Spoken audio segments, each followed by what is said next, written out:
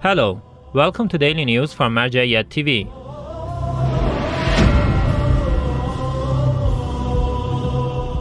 Memorials of Imam Hasan's martyrdom at Office of Grand Ayatollah Shirazi.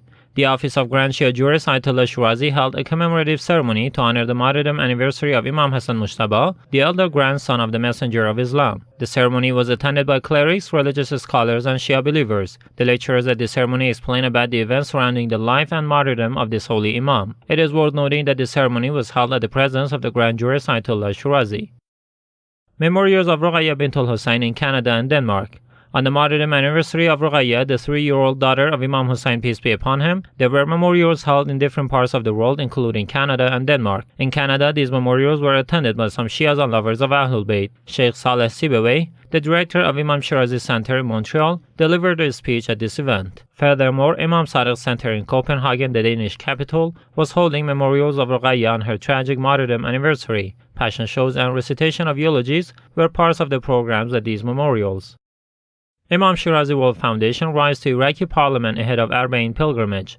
With the approach of Arbaeen annual pilgrimage, Imam Shirazi World Foundation wrote a letter to the Iraqi parliament in which it demanded the Iraqi officials to propose and pass laws about religious tourism in Iraq. Some parts of this letter reads as follows. The pilgrimage to the holy shrines in Iraq, especially on the 20th of Safar, is highly important to the Muslim populace. Each year on this time of the year, millions of people from around the world converge in the holy city of Karbala to visit the shrine of Imam Hussain, peace be upon him. Iraq, as a host of pilgrims and the holy shrines of AhlulBayt, must set out laws that can boost religious tourism in this country. We demand the Iraqi officials to immediately pass laws in order to facilitate religious tourism as a means to honor the sacred rituals of Imam Hussain, peace be upon him, in the Arbaeen annual pilgrimage. Furthermore, Imam Shirazi World Foundation declared its readiness to cooperate with Iraqi legislative bodies to design laws and regulations about religious tourism. Nonviolence Incorporation urges Security Council at UN to break siege of Yemen.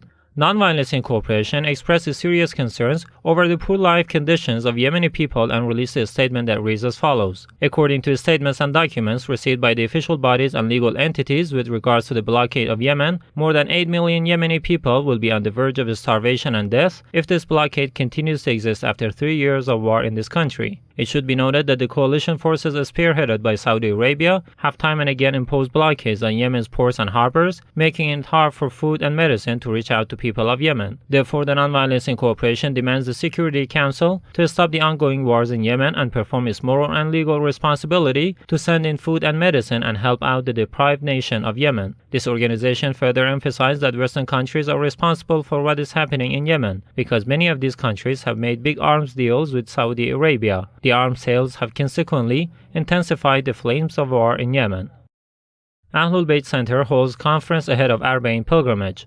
The AhlulBayt Center holds a conference in the Iraqi capital Baghdad ahead of Arbaeen annual pilgrimage. This conference was attended by some women activists. Ms. Al-Amiri, the director of AhlulBayt Center, the Women Department, and a teacher at Qadimiyya Seminary, was the keynote speaker of this conference. Deputy Governor of Basra honors Sadiqiyah Cultural Society. The Deputy Governor of Basra appreciated the non-stop cultural services of Sadiqiyah Society by giving them some plaques of honor. Sadiqiyah Society runs various cultural and social programs for the youth in Basra.